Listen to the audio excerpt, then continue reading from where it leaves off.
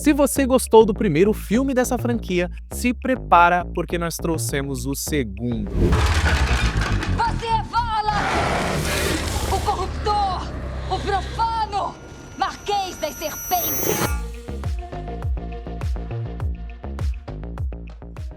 Sim, no vídeo de hoje nós vamos falar de Invocação do Mal 2, com a Valak, o Homem Torto, easter eggs e cenas de arrepiar. Então já se ajeita aí, pega a Bíblia, o óleo ungido, porque está começando mais um Decifrando a História aqui no canal. Invocação do Mal 2 foi lançado em 2016, mais uma vez com a direção do James Wan, o criador de todo esse universo. Ed e Lorraine Warren, vividos aqui por Patrick Wilson e Vera Farmiga. E aqui o filme começa em 1976, mostrando um dos casos mais famosos dos Warren, o caso de Amityville, onde um homem matou toda uma família dentro de casa, alegando estar possuído, e nesse momento o filme já reforça o fato da Lorraine ser uma clarividente, porque é muito legal a forma como eles mostram isso. Ela vai recriando os movimentos do assassino nas suas visões, andando pela casa como se estivesse no corpo dele, e a gente vê o reflexo dele nos espelhos enquanto ela se move, né? Mas no meio dessa visão, a Lorraine é puxada para outro lugar, e dessa vez como se fosse tipo um ataque espiritual. Ela acaba vendo o Ed morrendo de uma forma tipo muito trágica, e pela primeira vez a gente vê o tão famoso demônio Valak, que até então ninguém conhecia e muito menos sabia o nome também, hein? E o mais legal é que o filme vai deixando easter eggs do nome Valak espalhado por todo lugar, na estante dos livros, na parede da moldura. É sutil, mas tá lá, e só quem vê com atenção consegue perceber também.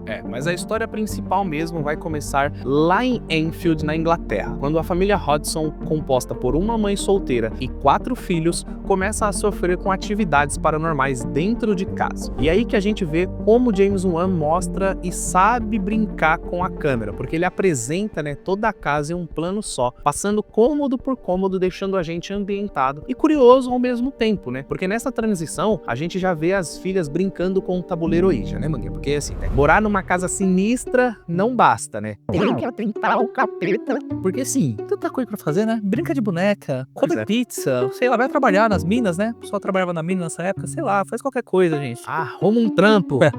É falta de fazer. E aí já começa a dar ruim, porque a Janet, uma das filhas, já começa a ser possuída pelo espírito. Tá falando com quem? Você tem que ir embora. É você quem tá invadindo. Janet, acorda! De um velho de 72 anos chamado Bill Wilkins. Ele diz que voltou da cova porque morreu naquela casa, e que a casa é dele. O cara morreu, o cara quer a casa de volta. Trabalhei 72 anos, é CLT, né? Trabalha 30 anos, você morre, vai deixar a casa pros filhos? Não, a casa é minha. Pior que o governo. Pior que o governo. O espírito fala pela boca da Janet, com aquela voz grotesca. E assim, o mais bizarro disso tudo é que é baseado em um caso real. Até hoje, se você colocar no YouTube lá, você vai encontrar gravações da voz dela com a persona do Bill, né? Só que aqui é cinema, né? Então, além da voz, a gente tem luz piscando, tem objeto, tem tremores. Janet?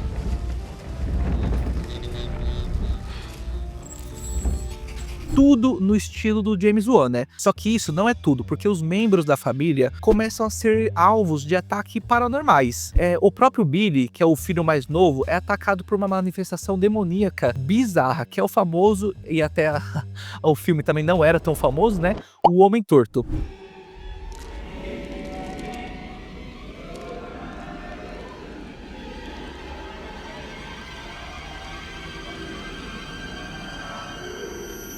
A aparição, a estética dele é tipo muito diferente de tudo que tá no filme, né? E aqui também vale uma curiosidade muito legal. Esse é o único filme onde ele aparece. Teve até acho que um rumor, assim, acho que nem foi um rumor, né? Porque saiu um cartaz dele na internet que eu vi também, que ia ter um spin-off dele. Só que parece que por algum motivo não quiseram continuar com isso. Eu acredito que essa cena foi colocada ali só pra testar o público, pra ver se ele criava um hype, tá ligado? E, tipo, era pra testar mesmo e ver o que ia acontecer. Mas voltando pro filme aqui, ó, diante de tudo isso, a igreja decide então enviar os Warren para investigar. Mas a Lorraine fica em dúvida. Desde o caso em Amityville, ela teve visões, né, com a morte do Ed. E o próprio Ed também, ele tá tendo alguns sonhos com uma figura muito bizarra, né, que é a freira. E ele até chega a pintar um quadro dela, né, que vamos combinar, né, já dá medo só de você ficar olhando pra ele. E é um pintor muito bom, por sinal, né? Pintou muito bem. Tentou muito bem. Aliás, a cena da freira saindo do quadro é simplesmente uma das melhores da franquia, tá bom? Porque é muito nítido ali o jeito que o James Wan vai brincando com o susto com a gente. Mas, mesmo com medo, eles aceitam o caso. E o legal é que eles trabalham muito bem o jogo entre a fé e o ceticismo nesse ponto. Porque tem gente ali achando que é tudo mentira, enquanto outros acreditam 100% que a família tá sendo assombrada mesmo. Tem até uma cena muito legal que, assim, a mãe tá desesperada, não sabe o que fazer, né? Tá tendo aquelas manifestações, aí ela fala, o que eu vou fazer? Vou ligar pra polícia, né? E aí vai 2 policiais lá mesmo, né? Uma mulher e um homem, e aí eles começam a pensar que é rato, porque escutam umas batidas e tal, e começam a procurar. De repente, a cadeira, né? A cadeira vai com tudo, se move e volta pra mesa. Aí só tem um corte da cena, eles indo embora, né? Foi então, você ligou pro departamento errado, por favor, vai na igreja católica, né? Porque é uma coisa fora da curva, mas é uma cena legal, né? Tipo, o James Wan gosta muito de trabalhar com isso, né? Com esse terror, que é um terror que dá muito medo, mas dá aquele alívio cômico também, né? Aquele negócio que dá uma acalmada pra você não entrar em crise, literalmente. Os Wallens fazem uma série de análises, inclusive gravações com o suposto espírito do Bill. Ajudem! Ele quer soltar! Ajudem! Ele quer soltar! Mas tem uma hora em que o espírito começa a falar, tipo, coisas sem sentido nenhum. É meio confuso e eles ficam meio desconfiados pra entender o que tá acontecendo. Só que aí, uma das pessoas que é do time dos céticos mostra um vídeo da Janet jogando tudo pela casa. Tipo, espalhando assim, tipo, e aí dá a entender que aparentemente, tipo, é tudo encenação. E aí, por si, acaba encerrando o caso, né? Os Wallen pegam as coisas e vão embora da casa, no sentido a voltar à vida deles normais, né? Mas no caminho, o Ed tem uma ideia magnífica, né? Uma ideia aí de Deus, né?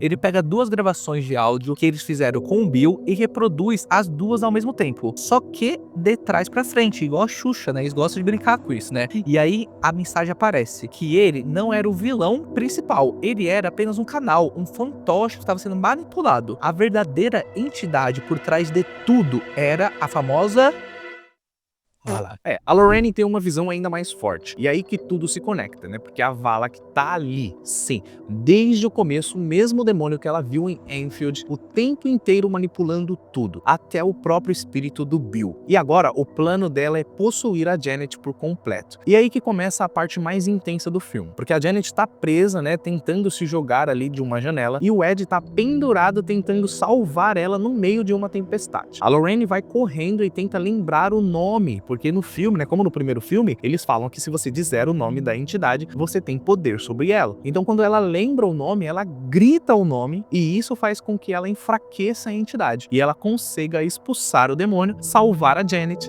e também o Ed. Fim. Final feliz, todo mundo fica vivo lá. O filme termina com a família a salvo e os Warrens voltando para casa com mais um objeto amaldiçoado, a caixinha do homem torto.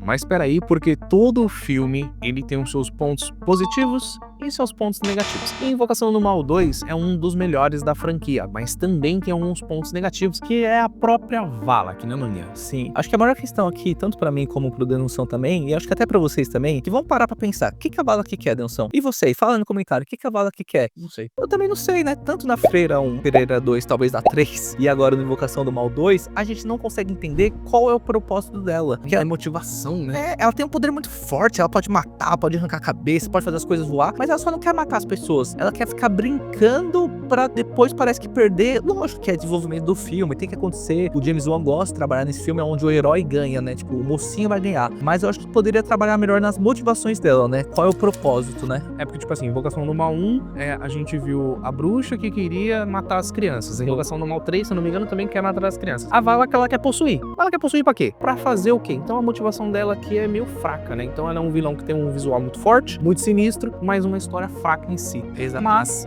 fato é que Invocação do Mal 2 foi um sucesso de bilheteria e garantiu 80% de aprovação da crítica e 81% do público. Com um orçamento de apenas 40 milhões, o filme arrecadou mais de 321 milhões de dólares. E por conta disso, né, lógico que ele recebeu uma trilogia inteira, sendo a Freira 1, a Freira 2, Invocação do Mal, Maldição da Chorona, tem de tudo e provavelmente vai ter muito mais coisa aí nesse universo. E aí, gostou do Invocação do Mal 2? O que você achou?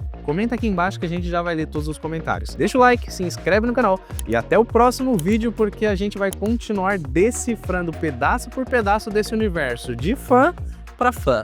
É nóis, falou!